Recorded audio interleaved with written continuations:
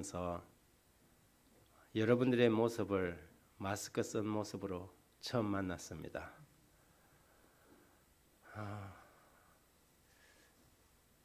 우리가 마스크를 벗을 날이 오지 않겠나 기대했는데 해를 넘기고 여전히 우리는 마스크를 쓰고 있습니다.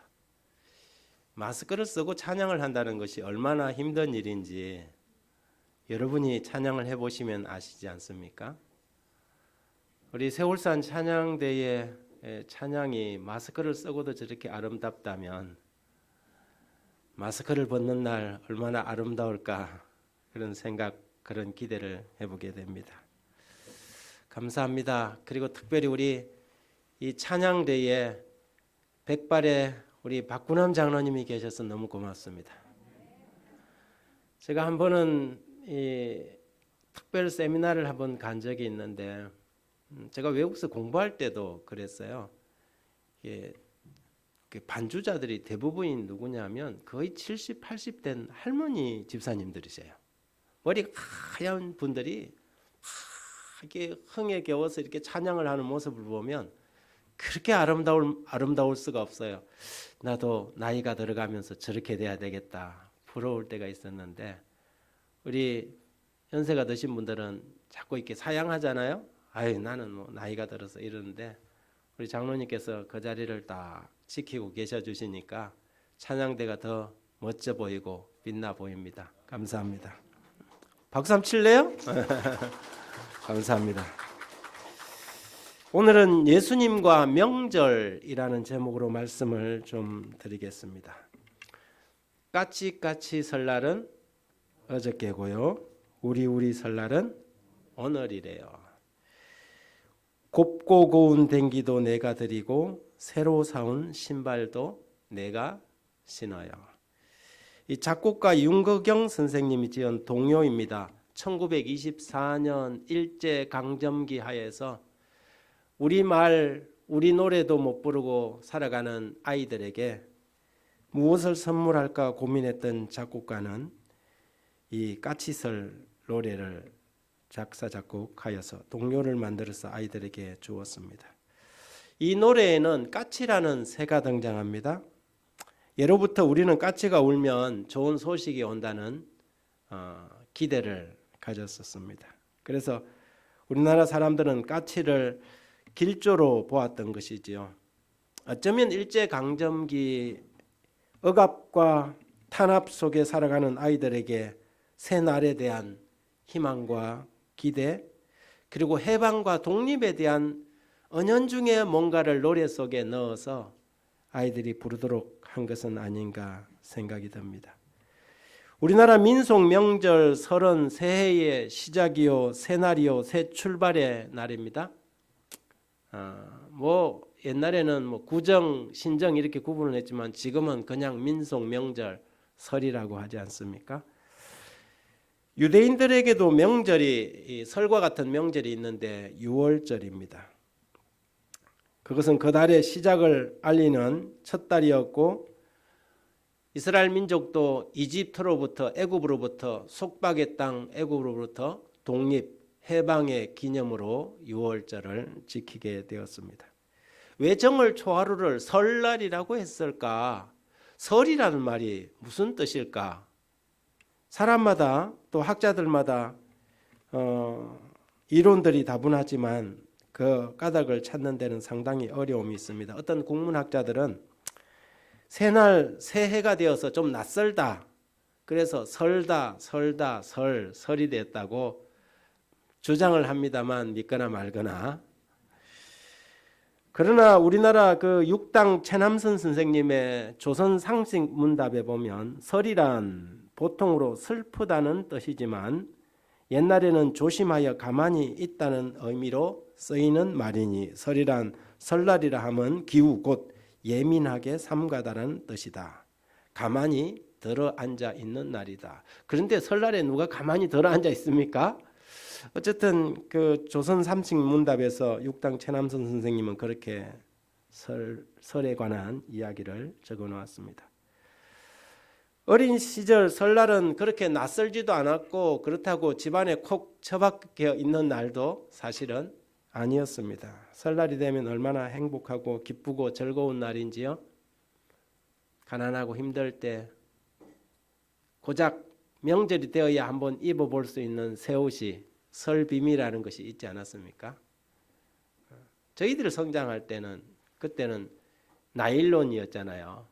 그게 이제 뭐 배운 입다가 나일론 하나 이렇게 딱 걸쳐 있고 배 위에까지 올라오는 거 있고 막 논바닥으로 쫓아다니던 그때 기억이 새록새록한데요. 설날이 되면 설빔이라는 새 옷을 입을 수 있었고 어른들이 주는 설날 용돈을 가지고 과자를 사 먹을 수 있었습니다. 과자라 해봐야 시골에서 눈깔사탕 몇 개 하고 진정 나와야 껌 한 조각 씹을 수 있는 것이지만 그래도 서로는 즐겁고 행복하고 기쁜 날이었습니다. 설이 되면 수많은 민속놀이들을 했습니다. 널뛰기도 하고 윷놀이도 하고 연날리기, 투호놀이, 제기차기, 팽이치기까지 했죠. 하지만 우리 남자아이들에게 제일 즐거운 놀이는 딱지치기요? 남자아이들에게 제일 즐거운 놀이는 화약놀이였습니다. 뭐 이게 명절놀이, 민속놀이에는 속하지 않았지만 막 화약 같은 것들이 들어와서 요즘처럼 뭐 폭죽처럼 뭐 쏘올리는 것도 아니고 종이에다가 빨간 종이에다가 이렇게 조금씩 화약을 넣어놔갖고 그걸 갖다가 돌레 땅땅땅땅 찍으면 꽝꽝꽝 소리가 나 머리를 끄덕끄덕하는 거 보니까 정노택 장로님도 경험 있으셔요. 그리고 아니면 이제 막 이렇게 콩알처럼 된 걸 딱 던지면 빵빵 소리가 나서 지나가는 사람들에게 놀래게 해주는 그런 화약놀이가 정말 재미있는 놀이들이었습니다. 이제는 이런 설날의 민속놀이도 문화가 점점 낯설어지고 정말 사라져가고 있어서 고궁이나 민속촌에나 가야 볼 수 있는 풍경이 되고 말았습니다. 우리나라 제3대 명절이 뭔지 아십니까? 설날과 추석, 단오입니다. 그 다음에 5대 명절이 있어요. 여기에 2개가 추가됩니다. 뭐지요? 정월 대보름과 하나는 좀 어렵죠? 한식입니다. 한식. 유대 구약 성경의 유대인들에게도 3대 명절, 7대 절기가 있었습니다. 그 3대 명절을 뭐라고 하냐면 유월절, 오순절, 장막절 있고 거기에다가 무교절, 초실절, 나팔절 그리고 대속제를 합쳐서 7대 절기로 그들은 기억했습니다. 우리나라는 명절이 대부분 농경사회로 살아가면서 농사 짓는 것과 연관성을 가지거나 역사적 특별한 사건이나 전래되는 이야기들에서 유래하지요. 하지만 유대인들의 명절은 우리나라와는 다르게 대부분이 구속사적 의미를 지니고 제사와 관련되어 있는 명절들이었습니다. 그래서 그 제사의 주인공이신 예수 그리스도 메시아 그리스도에 대한 기림, 기대, 희망을 그들은 명절 속에서도 늘 찾았던 것이지요.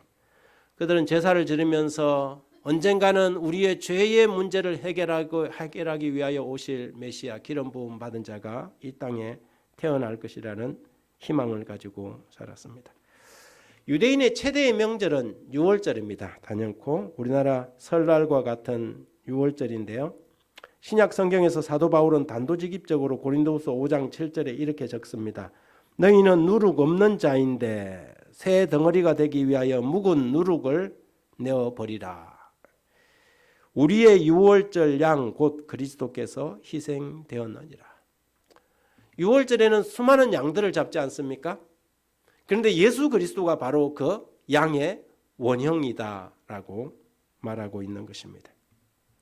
이 유월절이라는 말은 히브리어로 패사라는 단어인데요. 영어로 번역할 때는 패스오버이라고 번역했습니다.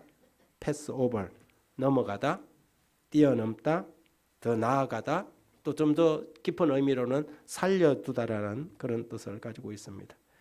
유월절 양을 잡아서 피를 문 임방과 좌우 문설주에 바른 집은 재앙을 내리는 천사가 그 집을 패스 오버를 한다는 거예요. 넘어간다는 것입니다. 그 피를 보고 건너 뛴다는 것이지요. 이집트에 내렸던 10번째 재앙, 장자 재앙에서 그들을 지켜준 것은 어린 양의 피였습니다. 그런데 아주 이 유월절 행사와 의식이 얼마나 정확하게 예수 그리스도의 십자가와 정확하게 일치하는지를 우리는 성경을 통해서 확인할 수 있는데요. 출애굽기 12장 3절에 너희는 이스라엘 온 회중에게 말하여 이르라. 이달 열흘에 그 달 열흘에 너희 각자가 어린 양을 취할 것이니 각 가족대로 식구를 위하여 어린 양을 취하라고 했는데 그것은 니산월 10일이었습니다. 예수님도 십자가에 달려 돌아가시기 전에 AD 31년 니산월 10일 월요일 저녁에 불법으로 소집된 산헤드린 회의에서 예수 그리스도를 잡아 죽이기로 그들이 결론을 내렸습니다. 유월절 어린 양이 선택이 된 것이지요. 그리고 그 양은 14일 해질 때까지 데리고 있다가 14일 해질녘에 양을 잡는데 출애굽기 12장 6절에 이달 열나흘 날까지 간직하였다가 해질 때에 이스라엘 회중이 그 양을 잡고 이렇게 적었어요. 6월절 어린 양은 14일 해질 때에 잡았다 그랬는데 여기서 해질녘이라는 이 단어가 벤 하에르바임이라고 그래요. 그냥 해 넘어가는 해질녘이 아니고 벤 하에르바임은 두 저녁 사이라는 뜻이에요. 두 저녁 사이는 정오가 해가 넘어가는 저녁의 시작이고 해가 꼴깍 넘어가는 저녁 사이라는 뜻입니다. 그래서 예수님께서 돌아가신 날이 시간이 제9시였어요. 오후 3시였습니다. 그래서 정확하게 이 두 저녁 사이에 예수님께서 십자가에 돌아가실 것을 출애굽기에서 이미 이야기를 하고 있는 것입니다. 누가복음 23장 44절 46절에 보면 때가 제6시쯤 되어 해가 빛을 잃고 온 땅에 어둠이 임하여 제9시까지 계속하며 성소의 휘장이 한가운데서 찢어지더라. 예수께서 큰 소리를 불러 이르시되 아버지 내 영혼을 아버지 손에 부탁하나이다. 이 말씀을 하신 후에 잠자니라 그랬어요.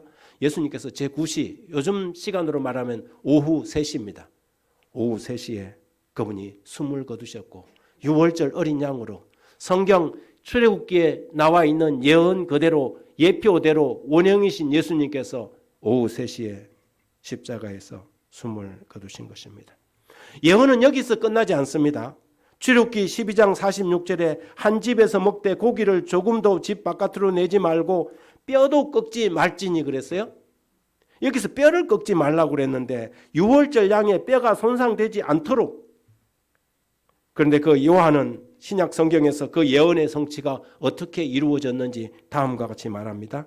요한복음 19장 31절 32절에 이날은 준비일이라 유대인들이 그 안식일이 큰 날이므로 안식일에 시체를 십자가에 두지 아니하려 하여 빌라도에게 그들의 다리를 꺾어 시체를 치워달라 하니 군인들이 가서 예수와 함께 못 박힌 첫사람과 다른 사람의 다리를 꺾고 예수께 이르러 이미 죽으신 것을 보고 다리를 꺾지 아니하고 그랬어요.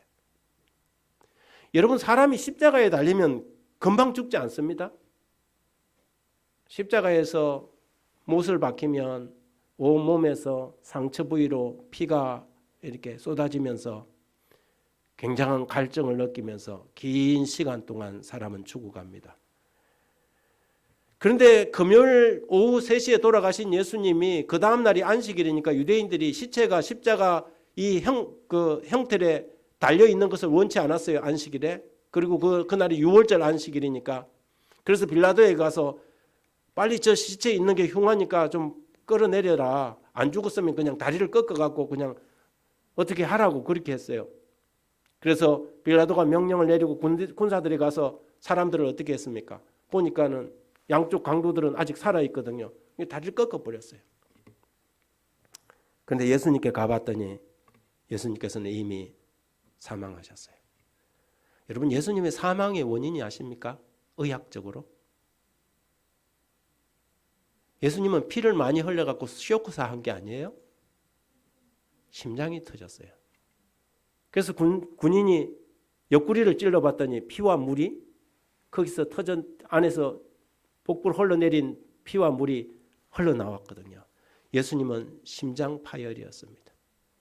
온 인류의 죄가 그분의 심장을 짓누르자 그분의 심장이 견디지 못해서 파열돼 버린 것입니다. 그리고 이미 갔을 때는 예수님이 돌아가셨어요. 예언대로 6월절 어린 양은 뼈를 꺾지 말라는 이 말씀이 그대로 성취된 것입니다. 6월절에 완전히 드러난 것은 이 6월절 명절에 완전히 드러난 것은 다른 어떤 것이 아니라 6월절 어린 양이신 예수 그리스도 그분이었습니다. 6월절 예식의 하나하나가 장차 우리의 죄를 덮고 우리의 죄의 싹신 사망이라는 재앙에서 죄인들을 건지시기 위하여 자신을 십자가에 내어주신 예수 그리스도를 보여주는 것입니다. 여러분, 이스라엘의 모든 명절의 주인공은 예수님이시고 그 명절을 통해서 바라봐야 할 것은 예수님이셨어요. 19세기 유명한 설교가인 영국의 스펄전 목사가 교회당을 새로 건축하고 그 당시 때는 앰프가 없어서 육성으로 이렇게 생소리로 이렇게 설교를 했거든요. 이 마이크 없이 제가 하면 여기서 얼마나 목을 크게 써야 될지 모릅니다. 그래서 이제 얼마나 목소리를 크게 해야 쫙 뒤에 있는 사람도 들릴까 싶어서 사모님하고 이제 그 목소리 테스트를 하는 것입니다. 그리고 사모님이 여기 가서 들어보고 저기 가서 들어보고 저 뒤에까지 이제 가서 이제 들어보는데 목소리로 크게 앰프가 없으니까 목사님이 외쳤어요. 세상 죄를 지고 가는 하나님의 어린 양을 보라. 첫 번째 했더니 사모님이 안 들리는지 이러는 거예요. 세상 죄를 지고 가는 하나님의 어린 양을 보라. 그래도 아직도 요리하는 거예요. 그래서 큰 목소리로 세상 죄를 지고 가는 하나님의 어린 양을 보라 했더니 사모님이 뒤에서 들린다고. 그래서 이제 다음부터 설교를 할 때 이 정도 크기는 해야 되겠다. 그런데 갑자기 교회 지붕에서 페인트 칠을 하던 한 인부가 쫓아 내려왔어요. 그리고는 하는 말이 목사님, 제가 지금 하나님의 음성을 들었어요. 지붕에서 일을 하고 있는데 어디선가 세상 죄를 지고 가는 하나님의 어린 양을 보라는 소리가 들려왔습니다. 제 죄를 사해 주시도록 기도해 주시겠습니까? 6월절은 명절은 우리가 예수 그리스도를 바라보는 날입니다. 우리의 명절도 그래야 할 것입니다. 여러분, 이번 설 명절에 이것저것 만나서 할 일도 참 많겠지만 우리 온 가정이 우리를 죄 가운데서 구원하신 예수 그리스도에게 우리의 시선과 관심이 초점이 맞춰지는 그런 명절이 되기를 간절히 바랍니다. 종종 6월절이 사람들 사이에서 형식적으로 지켜지던 형식에 치우치고 6월절의 주인공이신 예수님이 실종될 때가 있었습니다. 예수님도 12살 때에 부모님을 따라서 예루살렘에 올라갔지 않습니까? 우리하고 다르게 유대인들은 명절이 되면 고향으로 가지 않고 다 그들의 마음의 고향인 예루살렘으로 올라갔습니다. 전국에서 해외에서까지 예루살렘이 되면 6월절이 되면 예루살렘이 막 사람들로 인산인해를 이루었어요. 그러다 보니까 얼마나 분주한지. 여러분, 요즘도 시골들은 장날 되면 그래서 여기 무슨 장입니까? 여기 덕화 밑에 남찬장에 가면 사람이 밀려갈 정도로 얼마나 사람이 많은지 몰라요. 그러니 아마 예루살렘도 그랬을 거예요. 6월절 때 막 사방에서 양 끌고 온 사람들이면 양 울음소리가 매매 하고 그러다 보니까 사람들이 그 6월절의 주인공이신 예수님은 잊어버리고 생전 잘 못 만나다가 1년에 한 번 만나갖고 그 다른 데 가사는 친척들 만나갖고 막 반갑다고 막 하다 보니 예수님은 실종되고 그냥 6월절 날짜만 남아있는 경우들이 흔히 있었지요. 예수님도 12살 때 그렇게 올라갔다가 예수님의 부모님들이 누굴 잃어버렸어요? 정작 6월절의 주인이신 예수님을 잃어버렸어요. 3일 동안이나 잃어버리고 혼비백산에서 막 쫓아가 보니까 성전에서 예수님께서 제사장들하고 대화를 하고 있는 것입니다. 그 어린 예수가 무슨 이야기를 했는지 거기에 나와 있지 않지만 우리가 짐작하건대 예수님은 6월절에 올라와서 6월절 어린 양들을 바라보면서 그분 자신의 사명을 생각했을 것이며, 이렇게 형식주의로 변질되어 버린 이 6월절의 문제를 제사장들에게 질문을 했을 것입니다. 아마 이 예루살렘의 석박사들이 이 아이의 질문을 듣고 얼마나 신기했겠습니까? 어떻게 이 6월절의 의미를 저렇게 상세하게 알고 있는 소년이 있을까 의아해했을 것입니다. 주고받고 하다가 부모님도 잊어버리고, 부모님들은 예수님이 같이 가는 줄 알고 갔다가 놀래갖고 다시 예루살렘으로 올라온 것입니다. 그럴 수가 있습니다. 우리는 예배를 드리면서 예수님을 잊어버린 예배를 드릴 수 있습니다. 기도하면서 예수 없는 기도를 드릴 수도 있습니다. 예배가 행식이 되고 그 가운데 영적인 부분이 빠져버리면 하나의 순서로 전락해버리고 마는 것입니다. 우리가 마음을 먹고 집중해서 예수 그리스도에게 그분을 집중해서 바라보고 묵상하지 않으면 그냥 한 시간의 시간을 때우고 가는 순서로 끝나버리고 마는 것이지요. 저 사람은 오늘 빨간색 옷을 입었네. 어이구, 저 집사님은 머리에 퍼머를 했네. 목사님 넥타이가 오늘은 언밸런스네. 쓸데없는 생각만 하다가 그러다가 그냥 한 시간을 보내버리고 말 수 있는 것입니다. 우리의 명절에 예수를 잃어버리지 않게 되길 간절히 바랍니다. 이스라엘의 두 번째 큰 그 명절이 하나가 있는데, 그 하나는 가을 절기에 있는 장막절입니다. 오늘 우리가 읽은 본문의 말씀 명절 끝날에 할 때 그 명절은, 요한복음의 명절은 바로 이 초막절, 장막절, 수장절이라고 부르는 이 절기를 일컫는 것입니다. 장막절은 7일 동안 지켰는데 마지막 하루를 더하여 8일째는 성회였습니다. 그래서 그 끝날에, 명절 끝날 곧 큰 날에 예수께서 와서 외쳐 이르되 누구든지 목마르거든 내게로 와서 마시라고 선언하셨지요. 이스라엘 백성들은 광야의 장막 생활을 기념하기 위해서 장막절을 지켰는데, 유대인들은 이 초막절 기간에 매일 실로암 못에 가서 물을 길어서 행렬을 지어 성전 문으로 들어가 제단에 물을 붓는 행사를 했습니다. 이것은 그들의 선조들이 광야에 있을 때 바위에서 이적으로 솟아나온 그 생수, 물을 기념하는 뜻이라고 합니다. 그리고 장막절은 새로운 농사를 시작해야 하는 이스라엘의 계절을 생각할 때, 농사 지을 때 제일 필요한 게 뭐냐면 비거든요. 그래서 장막절은 일종의 이제 농사를 시작하면 그들은 가을철이 되면 씨를 뿌립니다. 우리는 봄에 뿌리지만 그들의 주 곡식은 밀과 보리예요. 그러다 보니까 가을에 뿌리고 봄에 거둬요.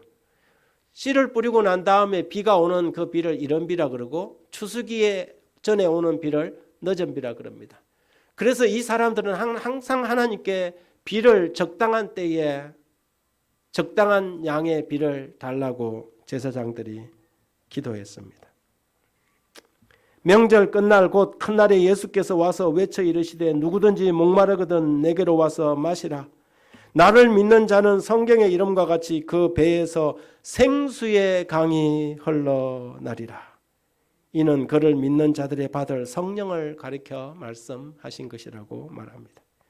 여러분, 우리의 몸이 70%가 수분으로 이루어져 있습니다. 사실 우리가 옷을 입고 앉아 있지만 여러분 다 우리는 물주머니들입니다. 민은식 장로님이 물주머니예요. 왜냐하면 몸의 70%가 뭐예요? 물이기 때문에 그렇습니다. 우리 체내의 물이 1 내지 2%만 부족해도 심한 갈증을 느끼게 되고 5%를 잃으면 혼수 상태가 됩니다. 그리고 12%가 빠져나가면 생명을 잃는다고 합니다. 그래서 이 미국의 국립건강연구원의 조사에 의하면 현대인의 질병 가운데 3분의 1은 수분 불균형이라 그럽니다. 그래서 여러분 물을 충분히 마셔야 합니다. 물을 얼마나 마실지 여러분 우리 재림 교인들이니까 잘 아시죠? 많은 사람들의 질병이 물만 제대로 마셔줘도 3분의 1은 극복할 수 있다는 뜻이지요. 물은 우리의 생명을 유지하는 데 필요 불가결한 것입니다. 물과 생명체는 분리할 수가 없는 것이지요. 그래서 대제사장은 그의 하나님께서 내려주셔야 할 이른 비와 늦은 비를 간구했지만 오늘 예수님께서는 그 백성들의 마음에 영원히 거하실 수 있는 성령, 그 성령을 위하여 기도하는 것입니다. 오늘 주님은 저와 여러분들에게 성령을 간구하면서 누구든지 목마르거든 내게로 와서 마시라. 그 배에서 생수의 강이 흘러나리라고 약속하십니다. 예수님의 이 외침을 들었던 무리들은 예수께서 선지자가 되시는가 혹 메시아가 아닌가 수군거렸지만 어떤 사람들은 예수님의 출신을 꼬집어서 갈릴리에서 무슨 메시아가 나올 수 있겠느냐 그렇게 대받아치기도 했습니다. 하지만 아마 그들은 요엘 선지자가 전했던 하나님의 말씀을 떠올렸을 것입니다. 그때 여호와께서 자기 땅을 위하여 중심이 뜨거우시며 그 백성을 긍휼히 여길 것이라. 시온의 자녀들아 너희는 너희 하나님 여호와로 인하여 기뻐하며 즐거워할지어다. 그가 너희를 위하여 비를 내리시되 이른 비를 너희에게 적당하게 주시리니 이른 비와 늦은 비가 전과 같을 것이라. 그 후에 내가 내 신을 만민에게 부어주리니 너희 자녀들이 장래일을 말할 것이며 너희 늙은이는 꿈을 꾸며 너희 젊은이는 이상을 볼 것이며 그때 또 내가 내 신으로 남종과 여종에게 부어줄 것이라. 이미 구약의 선지자 요엘은 이렇게 예언을 했고 이것을 경험한 초대교회 오순절의 제자들은 그 사건을 요엘의 예언을 베드로는 설교하면서 이루어졌다고 증언을 한 것입니다. 여러분 그런데 우리가 비를 경험하기 전에 반드시 먼저 해야 될 일은 예수님께 가야 한다는 사실입니다. 6월절이든 장막절이든 그 중심에는 예수 그리스도가 있습니다. 십자가가 없는 오순절은 없는 것이지요. 오순절 전에는 반드시 6월절을 거쳐야 하는 것처럼 이 장막절의 비에 대한 기원도 마찬가지입니다. 예수께 나아가야 그 배에서 생수의 강이 흘러날 것입니다. 인생의 메마른 벌판에서 허덕이던 사마리아 여인도 예수를 만나고 나서는 더 이상 물동이가 필요 없게 되었습니다. 그래서 물동이를 버려두고 마을로 쫓아갔다고 성경은 말합니다. 사랑하는 여러분, 우리가 진리이신 예수님을 만나면 영혼의 갈증은 해갈되고 그 배에서 생수의 강이 흘러넘치게 됩니다. 그동안 끊임없이 찾아 헤매던 세상의 바다에서 목이 타들어가도록 들고 뛰었지만 점점 목마름은 심해졌고 마치 마약 환자처럼 메말라갈 때 예수가 우리의 삶에 찾아와서 누구든지 목마르거든 내게로 와서 마시라고 우리를 초청하십니다. 그리하면 나를 믿는 자는 성경의 이름과 같이 그 배에서 생수의 강이 흘러 나올 것이라고 말합니다. 메마른 대지에 단비가 촉촉히 내리듯 우리의 영혼은 평안을 되찾고 그 속에서 새로운 생명의 움이 돋게 될 것입니다. 하나님의 은혜는 우리를 새 생명으로 꽃피우고 열매 맺게 할 것입니다. 성령의 단비를 기대하는 장막절에 우리는 예수와 함께 먹고 마시는 경험을 합니다. 예수가 오면, 만일 예수가 우리 안에 오신다면 요한복음 4장 13절의 말씀처럼 예수께서 대답하여 이르시되 이 물을 마시는 자는 저마다 다시 목마르니와 내가 주는 물을 마시는 자는 영원히 목마르지 아니하리니 내가 주는 물은 그 속에 영생하도록 솟아나는 샘물이 되리라. 아멘. 한 번은 에스겔 선지자가 환상을 보았습니다. 천사가 그를 데리고는 성전으로 갔는데 성전 문 지방 밑으로 물이 졸졸졸졸졸 흘러나오는 것입니다. 이것이 동편으로 흘러가고 제단을 휘감아서 다시 남편으로 이렇게 강이 흘러가는데 그 물을 갖다가 천사가 흘러가는 대로 따라가 보니까 어느 정도 갔더니 물이 점점 많아져서 건너보니까 발목이 차더라는 것이죠. 그래서 다시 1000규빗을 가서 다시 강을 건너보려더니 이제는 허리까지 차고, 다시 1000규빗을 가서 강을 건너려더니 이제는 건너지 못할 강이 되어서 큰 강을 이루더라는 것입니다. 에스겔 47장 6절 7절 8절 9절에 그가 내게 이르되 인자야 내가 이것을 보았느냐 하시고 나를 강가로 인도하여 강가로 돌아가게 하시기로 내가 돌아가니 강 좌우편에 나무가 심히 많더라. 그가 내게 이르되 물이 동쪽으로 향하여 흘러 아라바로 내려가서 바다에 이르리니 이 흘러내리는 물로 그 바다의 물이 되살아나리라. 이 강물이 이르는 곳마다 번성하는 모든 생물이 살고 또 고기가 심히 많으리니 이 물이 흘러 들어가 바닷물이 되살아나겠고 이 강이 이르는 각처의 모든 것이 살 것이며. 여러분, 이 물의 근원이 어디였습니까? 하나님의 성전이었습니다. 그 성전 문을 열고 들어가면 결국에는 하나님의 보좌가 나오는 것입니다. 성소를 거쳐 지성소로 들어가면 법궤가 나오겠죠. 그 법궤의 뚜껑 씌운 자를 하나님의 보좌라고 일컬었습니다. 하나님의 보좌와 어린 양의 보좌가 있는 사람의 행복과 그 사람으로 인하여 세상이 어떠한 은혜를 입게 될 것인지를 보여주는 환상입니다. 저와 여러분의 마음의 성전에 하나님의 보좌가 세워지면 우리 한 사람이 있는 곳에 세상이 어떻게 아름답게 변할 것인가를 보여주는 환상입니다. 예수가 있는 사람, 그 심령에 예수 그리스도가 자정에 있는 사람의 삶이 어떻게 될까요?